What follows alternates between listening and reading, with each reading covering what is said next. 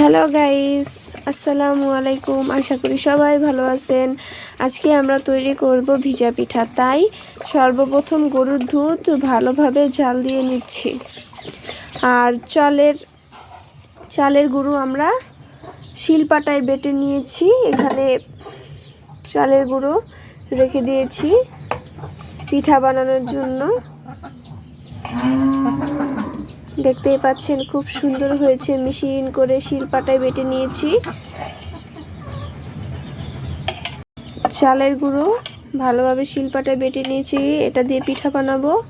আর দুধ জাল দিয়ে নিচ্ছি, গরুর দুধ ভালোভাবে। এটা হলো শিরা বানাবো, ভিজা পিঠা বানাবো।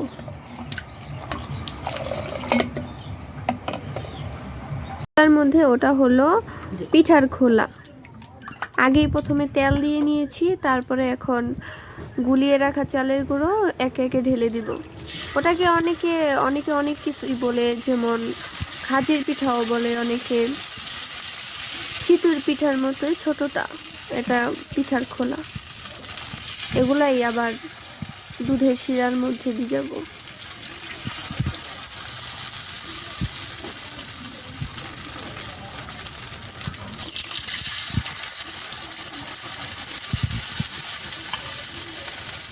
তারপরে সরা দিয়ে ঢেকে দিব।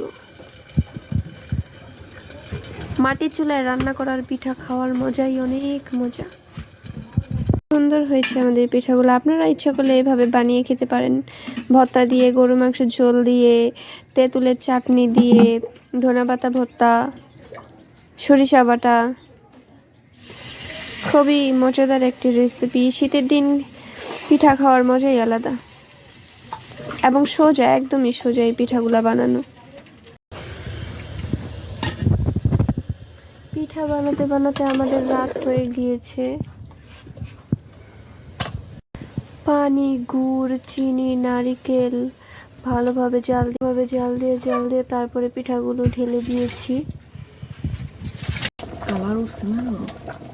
কালার উঠছে, খুব সুন্দর একটি কালার উঠছে।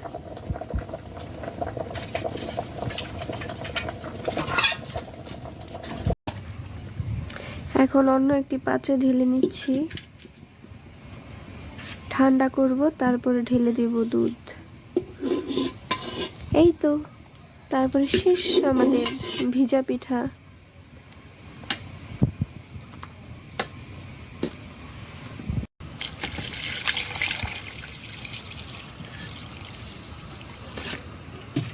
সারা রাত এখন ভিজবে খুব সুন্দরভাবে, তারপর কাল সকালে খাবো ঠান্ডার মধ্যে ভিজা পিঠা।